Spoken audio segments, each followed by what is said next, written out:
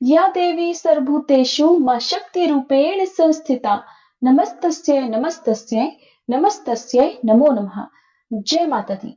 प्रिय श्रोताओं, आज आषाढ़ मास के गुप्त नवरात्रि का पहला दिन है और पहले दिन सुनिए श्री दुर्गा सप्तशती के पहले दिन सुने जाने वाले सभी पाठ। इस क्रम में आप पहले सुनेंगे श्री दुर्गा कवच पाठ, इसके बाद अर्गला और कीलक स्तोत्र, फिर दुर्गा सप्तशती पाठ का पहला अध्याय। इसी प्रकार से पहले दिन अध्यायों को सुना जाता है या पढ़ा जाता है। इस श्री चंडी कवच के ब्रह्मा ऋषि, अनुष्टुप छंद, चामुंडा देवता, अंग न्यास में कही गई माताएं बीज, दिग्बंध देवता तत्व है। श्री जगदम्बा की प्रीति के लिए सप्तशती के पाठांग भूत जप में इसका विनियोग किया जाता है। चंडिका देवी को नमस्कार है।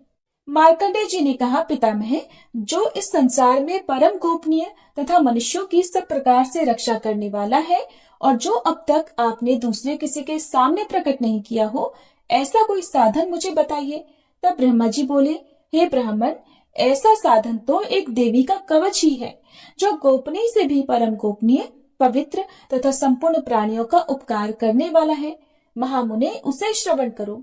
देवी की 9 मूर्तियां हैं जिन्हें नवदुर्गा कहते हैं। उनके पृथक पृथक नाम बतलाए जाते हैं।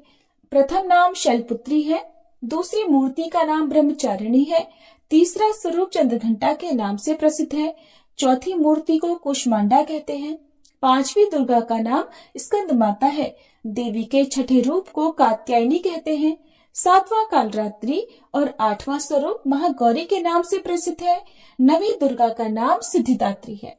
ये सब नाम सर्वज्ञ महात्मा वेद भगवान के द्वारा ही प्रतिपादित है। जो मनुष्य अग्नि में जल रहा हो, रणभूमि में शत्रुओं से घिर गया हो, विषम संकट में फंस गया हो तथा इस प्रकार भय से आतुर होकर जो भगवती दुर्गा की शरण में प्राप्त हुए हो, उनका कभी कोई अमंगल नहीं होता।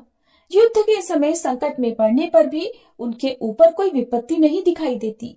उन्हें शोक, दुख और भय की प्राप्ति नहीं होती। जिन्होंने भक्ति पूर्वक देवी का स्मरण किया है, उनका निश्चय ही अभ्युदय होता है। देवेश्वरी, जो तुम्हारा चिंतन करते हैं, उनकी तुम निस्संदेह रक्षा करती हो। चामुंडा देवी प्रेत पर आरूढ़ होती हैं, वाराही भैंसे पर सवार होती हैं, ऐन्द्री का वाहन ऐरावत हाथी है, वैष्णवी देवी गरुड़ पर ही आसन जमाती हैं, महेश्वरी वृषभ पर आरूढ़ होती हैं, कौमारी का वाहन मयूर है। भगवान विष्णु की प्रियतमा लक्ष्मी देवी कमल के आसन पर विराजमान है और हाथों में कमल धारण किए हुए हैं। वृषभ पर आरूढ़ ईश्वरी देवी ने श्वेत रूप धारण कर रखा है। ब्राह्मी देवी हंस पर बैठी हुई है और सब प्रकार के आभूषणों से विभूषित है। इस प्रकार ये सभी माताएं सब प्रकार की योग शक्तियों से संपन्न हैं। इनके सिवा और भी बहुत सी देवियां हैं जो अनेक प्रकार के आभूषणों की शोभा से युक्त और नाना प्रकार के रत्नों से सुशोभित है। ये संपूर्ण देवियां क्रोध में भरी हुई हैं और भक्तों की रक्षा के लिए रथ पर बैठी दिखाई देती हैं। ये शंख, चक्र, गदा, शक्ति, हल और मूसल, खेटक और तोमर, परशु तथा पाश, कुंत और त्रिशूल और उत्तम शारंग धनुष आदि अस्त्र शस्त्र अपने हाथों में धारण करती हैं। दैत्यों के शरीर का नाश करना, भक्तों को अभयदान देना और देवताओं का कल्याण करना, यही उनके शस्त्र धारण का उद्देश्य है। कवच आरंभ करने के बाद पहले इस प्रकार प्रार्थना करनी चाहिए कि महान रौद्र रूप, अत्यंत घोर पराक्रम, महान बल और महान उत्साह वाली देवी, आप महान भय का नाश करने वाली हो, आपको नमस्कार है। आपकी ओर देखना भी कठिन है। शत्रुओं का भय बढ़ाने वाली जगदम्बिके, मेरी रक्षा करो। पूर्व दिशा में ऐन्द्रिय इंद्र शक्ति मेरी रक्षा करे। अग्नि कोण में अग्नि शक्ति, दक्षिण दिशा में वाराही और नैऋत्य कोण में खड्गधारिणी मेरी रक्षा करे। पश्चिम दिशा में वारुणी और वायव्य कोण में मृग पर सवारी करने वाली देवी मेरी रक्षा करे।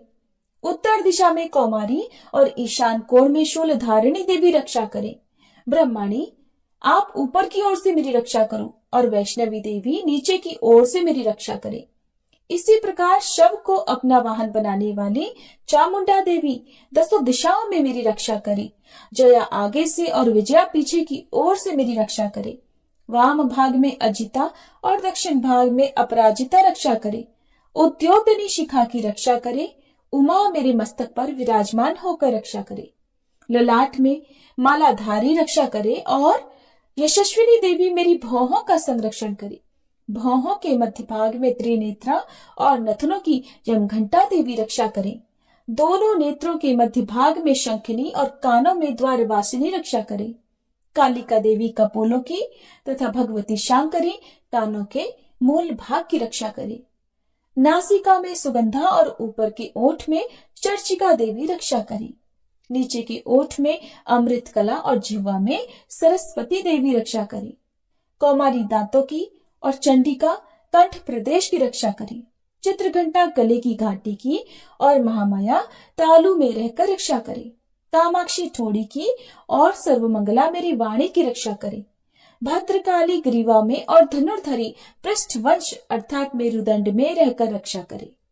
कंठ के बाहरी भाग में नीलग्रीवा और कंठ की नली में नलकूबरी रक्षा करे। दोनों कंधों में खड्गनी और मेरी दोनों भुजाओं की वज्र धारिणी रक्षा करे। दोनों हाथों में दंडनी और अंगुलियों में अंबिका रक्षा करे। शूलेश्वरी नखों की रक्षा करे। कुलेश्वरी कुक्षी अर्थात पेट में रहकर रक्षा करे। महादेवी दोनों स्तनों की और शोक विनाशिनी देवी मन की रक्षा करे। ललिता देवी हृदय में और शूल धारिणी उदर में रहकर रक्षा करे। नाभि में कामिनी और गुह्य भाग की गुह्येश्वरी रक्षा करे। पूतना और कामिका लिंग की और महिषवाहिनी गुदा की रक्षा करे। भगवती कटिक भाग में और विंध्यवासिनी घुटनों की रक्षा करे। संपूर्ण कामनाओं को देने वाली महाबला देवी दोनों पिंडलियों की रक्षा करे। नरसिम्ही देवी घुट्टियों की और तेजसी देवी दोनों चरणों के पृष्ठभाग की रक्षा करे। श्री देवी पैरों की अंगुलियों में और तलवासिनी पैरों के तलुओं में रहकर रक्षा करे। अपनी दाढ़ों के कारण भयंकर दिखाई देने वाली दृष्टा कराली देवी नखों की और ऊर्ध्वकेशिनी देवी केशों की रक्षा करे। रोमावलियों के छिद्रों में कौबेरी और त्वचा की बागेश्वरी देवी रक्षा करे। पार्वती देवी रक्त मज्जा वसा मांस हड्डी और मेद की रक्षा करे। आंतों की कालरात्रि और पित्त की मुकुटेश्वरी रक्षा करे। मूलाधार आदि कमल कोशों में पद्मावती देवी और कफ में चूड़ामणि देवी स्थित होकर रक्षा करे। नख के तेज की ज्वालामुखी रक्षा करे। जिसका किसी भी अस्त्र से भेदन नहीं हो सकता, वह अभेद्या देवी शरीर की समस्त संधियों में रहकर रक्षा करे। ब्रह्माणी आप मेरे वीर की रक्षा करे। छत्रेश्वरी छाया की तथा धर्मधारिणी देवी मेरे अहंकार मन और बुद्धि की रक्षा करे। हाथ में वज्र धारण करने वाली वज्र हस्ता देवी मेरे प्राण अपान व्यान उदान और समान वायु की रक्षा करे। कल्याण से शोभित होने वाली भगवती कल्याण शोभना मेरे प्राणों की रक्षा करे। रस रूप गंध शब्द और स्पर्श इन विषयों का अनुभव करते समय योगिनी देवी रक्षा करे तथा सत्वगुण तमोगुण और रजोगुण की रक्षा सदा नारायणी देवी करे। वाराही आयु की रक्षा करे। वैष्णवी धर्म की रक्षा करे और चक्रिणी अर्थात चक्र धारण करने वाली देवी यश कीर्ति लक्ष्मी धन तथा विद्या की रक्षा करे। इंद्राणी आप मेरे गोत्र की रक्षा करें। चंडिके आप मेरे पशुओं की रक्षा करो। महालक्ष्मी पुत्रों की रक्षा करो और भैरवी पत्नी की रक्षा करे। मेरे पथ की सुपथा तथा मार्ग की क्षेमंकरी रक्षा करे। राजा के दरबार में महालक्ष्मी रक्षा करे और सब ओर व्याप्त रहने वाली विजया देवी संपूर्ण भयों से मेरी रक्षा करे। देवी जो स्थान कवच में नहीं कहा गया है अतएव रक्षा से रहित है, वह सब आपके द्वारा सुरक्षित हो, क्योंकि आप विजयशालिनी और पाप नाशिनी हो। यदि अपने शरीर का भला चाहे तो मनुष्य बिना कवच के कहीं एक पग भी ना जाए। कवच का पाठ करके ही यात्रा करे। कवच के द्वारा सब ओर से सुरक्षित मनुष्य जहाँ जहाँ भी जाता है वहाँ वहाँ उसे धन लाभ होता है तथा संपूर्ण कामनाओं की सिद्धि करने वाली विजय की प्राप्ति होती है। वह जिस जिस अभीष्ट वस्तु का चिंतन करता है उसको निश्चय ही प्राप्त कर लेता है। वह पुरुष इस पृथ्वी पर तुलना रहित महान ऐश्वर्य का भागी होता है। कवच से सुरक्षित मनुष्य निर्भय हो जाता है।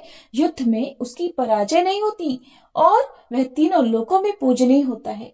देवी का यह कवच देवताओं के लिए भी दुर्लभ है। जो प्रतिदिन नियम पूर्वक तीनों संध्याओं के समय श्रद्धा के साथ इसका पाठ करता है उसे देवी कला प्राप्त होती है और वह तीनों लोकों में कहीं भी पराजित नहीं होता। इतना ही नहीं, वह अपमृत्यु से रहित हो 100 से भी अधिक वर्षों तक जीवित रहता है। मकड़ी, चेचक और कोढ़ आदि उसकी संपूर्ण व्याधियां नष्ट हो जाती हैं। कनेर, भांग, अफीम, धतूरे आदि का स्थावर विष, सांप और बिच्छू आदि के काटने से चढ़ा हुआ जंगम विष तथा अहिफेन और तेल के संयोग आदि से बनने वाला कृत्रिम विष, ये सब प्रकार के विष दूर हो जाते हैं, उनका कोई असर नहीं होता। इस पृथ्वी पर मारण, मोहन आदि जितने अभिचारी के प्रयोग होते हैं तथा इस प्रकार के जितने मंत्र यंत्र होते हैं, वे सब इस कवच को हृदय में धारण कर लेने पर उस मनुष्य को देखते ही नष्ट हो जाते हैं। यही नहीं, पृथ्वी पर विचरने वाले ग्राम देवता, आकाशचारी देव विशेष, जल के संबंध से प्रकट होने वाले गण, उपदेश मात्र से सिद्ध होने वाले निम्न कोटि के देवता, अपने जन्म के साथ प्रकट होने वाले देवता, कुल देवता, माला अर्थात कंठमाला आदि, डाकिनी, शाकिनी, अंतरिक्ष में विचरने वाली अत्यंत बलवती भयानक डाकिनियां, ग्रह, भूत, पिशाच, यक्ष, गंधर्व, राक्षस, ब्रह्म राक्षस, बेताल, कुष्मांड और भैरव आदि अनिष्टकारक देवता भी हृदय में कवच धारण किए रहने पर उस मनुष्य को देखते ही भाग जाते हैं। कवचधारी पुरुष को राजा से सम्मान वृद्धि प्राप्त होती है। यह कवच मनुष्य के तेज की वृद्धि करने वाला और उत्तम है। कवच का पाठ करने वाला पुरुष अपनी कीर्ति से विभूषित भूतल पर अपने सुयश के साथ साथ वृद्धि को प्राप्त होता है। जो पहले कवच का पाठ करके उसके बाद सप्तशती चंडिका का पाठ करता है, उसकी जब तक वन, पर्वत और काननों सहित ये पृथ्वी टिकी रहती है, तब तक यहाँ पुत्र, पौत्र आदि संतान परंपरा बनी रहती है। फिर देह का अंत होने पर वह पुरुष भगवती महामाया के प्रसाद से उस नित्य परम पद को प्राप्त होता है, जो देवताओं के लिए भी दुर्लभ है।